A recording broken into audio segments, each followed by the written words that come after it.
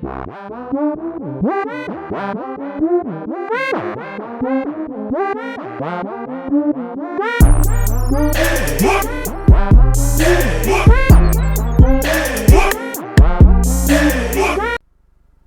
you guys go out, who typically pays for the dates? He does. I pay for the dates.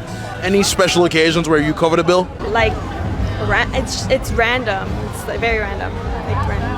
I only typically will let her like buy something small, Yeah. like maybe like a sandwich at Starbucks or something. But like 99% of the time, I always cover the bill. It's never a question. You guys live together? Yes, we do. Does he cover most of the bills? All of them. All of it. What else do you bring to the table? I hate this question. Like, he always asks me this, and I hate this question. Any woman who says she typically hates this question, it really means more than likely she doesn't offer much. What's going on, YouTube? It's your boy Rome back with another video. If you're new to the platform, welcome to the tribe. By the end of this video, I hope you subscribe. Let's go ahead and move on with the video. Well, realistically, what do you think?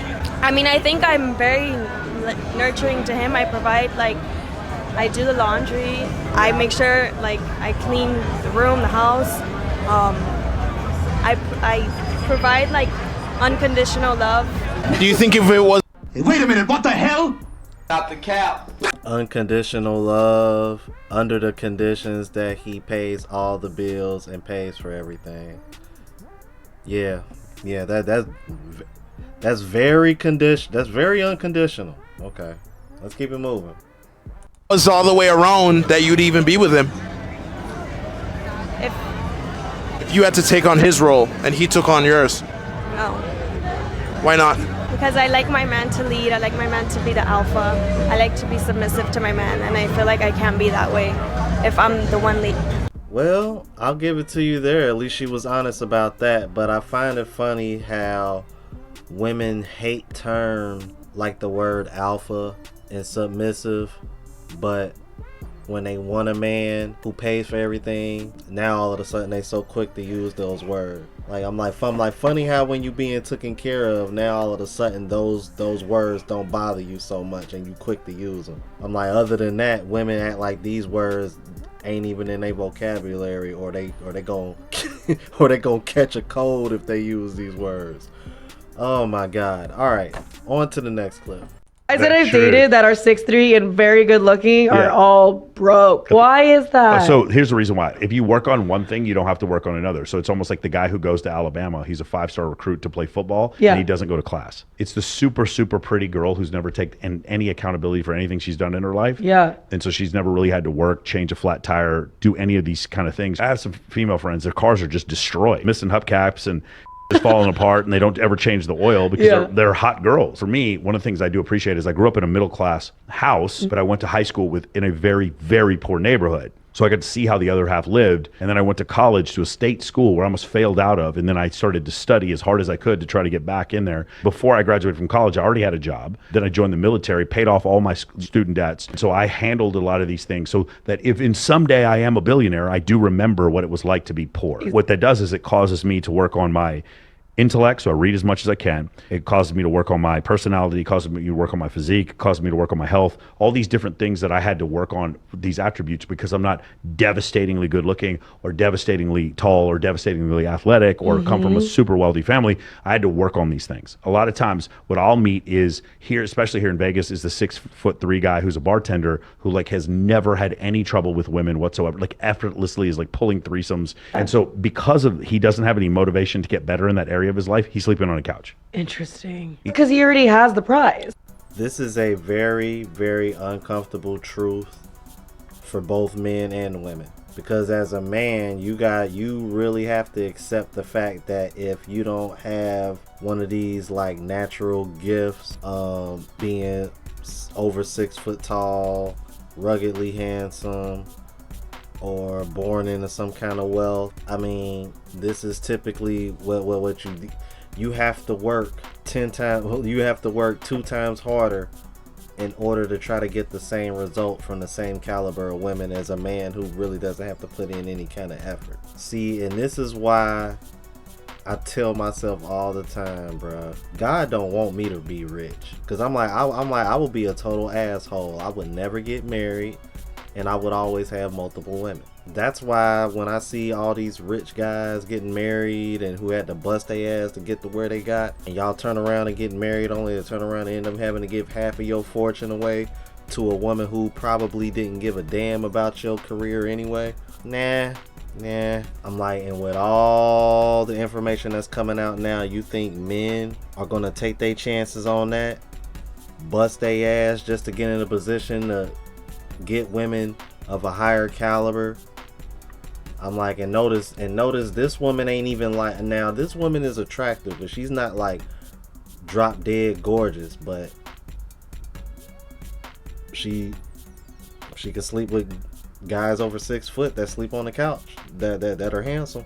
So that right there tells you where the scales are in the dating market, especially now when you think of things like social media that's giving women access to these men, especially Instagram, because Instagram is a dating app at this point, you know what I mean? So yeah, and this applies on both genders, because we already know, like he mentioned with the women, but I really wanted to chime in on this particular clip because of the example of the men, man, because the name of my channel is Average Man Unplugged for a reason. I am 5'7", working on getting back up to 150, 155, because I lost some weight when I was in Southeast Asia, but I'm getting it back up. You know what I mean? Fit as I can be for somebody my size. Bald head, hairline started receding, so you know this is a better look. You know what I mean? Like I said, I'm 5'7", not really tall, you know what I mean? But along with building this channel, building up my fitness, like these are the things that you have to do when you're not 6 foot tall, when you don't have the gift the gab, you know what I mean, and can just talk your way into some box at any given moment. Now that's a whole nother story, man, because nowadays, man, all you gotta do is sell them a dream and you can get the box. But let me digress, let me quit, I'm talking too much. On to the next clip. Something I've been witnessing men struggle with a lot lately in relationships is something called micro-rejections. And this is where he puts a lot of effort in to do little things that go unnoticed, like getting her a towel for when she showers, giving her a piece of food before he eats his own, sharing his food, little things that you might think, oh, that's just the bare minimum, that's what a partner should do.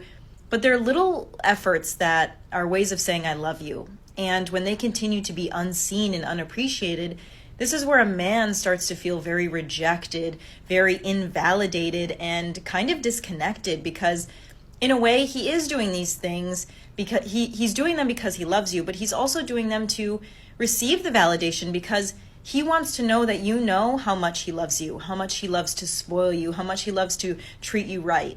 But usually this is only met with criticism about how he's actually doing that thing wrong, or he could have done it better, or bringing up things from the past. So he gets to this point where he feels like he just can't win, that no matter what he does, he's going to be punished. So eventually there's no incentive for him to do anything nice, and there's no consequence for him to do anything wrong, because he's already being punished for doing the thing he thinks is right.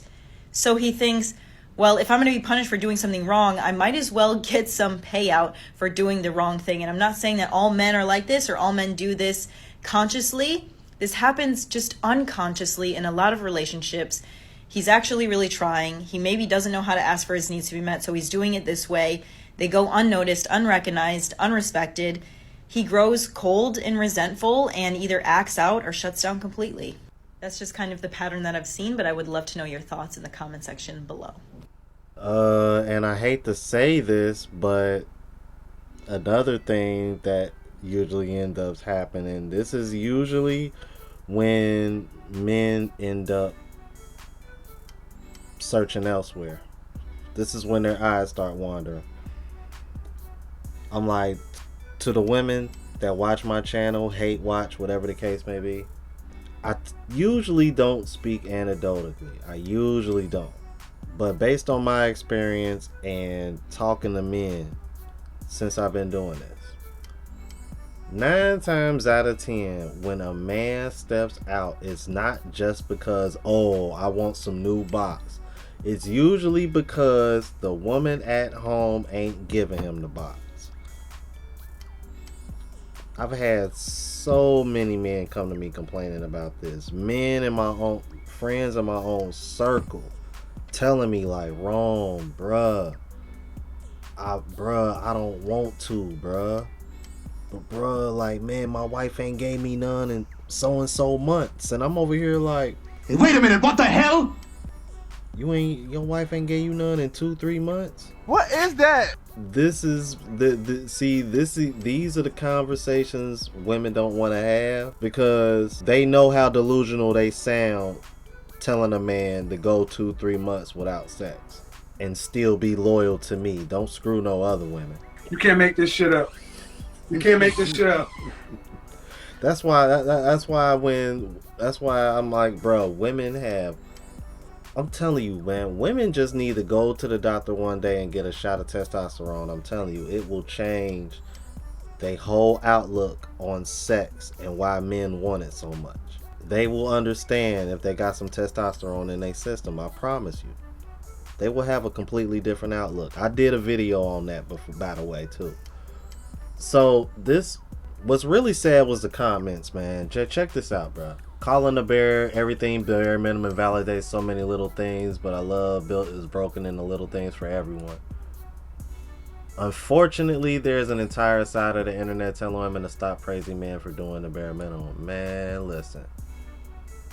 Yep, it's rejected the more you realize you're not wanted, so you quietly quit on the relationship. Look at this, man. Facts. I do all the cooking, shopping, look after the bills. I never do anything right in her eyes, never get a thank you, feel unappreciated.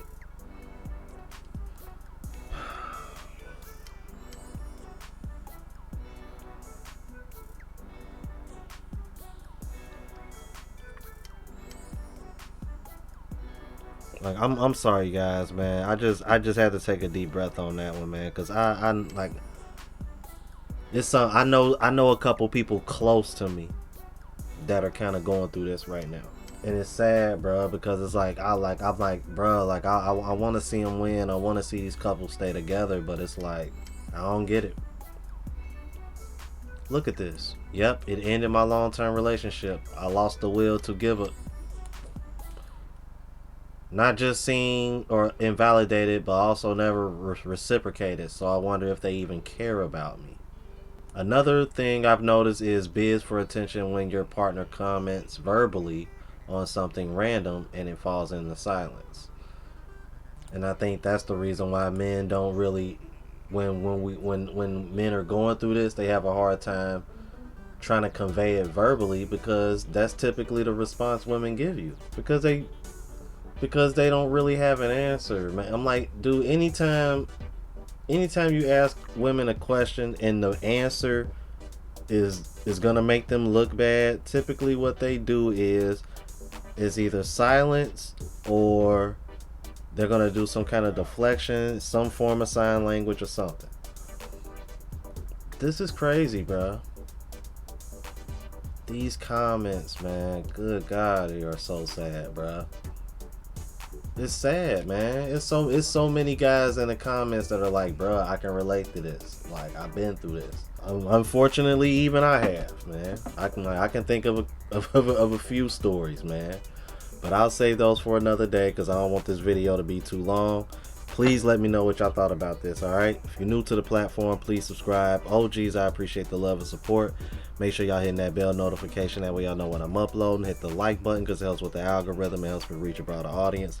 Also, look out for the travel vlog channel, Unplugged Traveler. Link is in the description and pinned in the comments, as well as my latest mixtape, Lost Music Volume 1. And if you want to purchase any of the merch, check out the spreadshot.com link. Links in the description. Until the next video, y'all, deuces.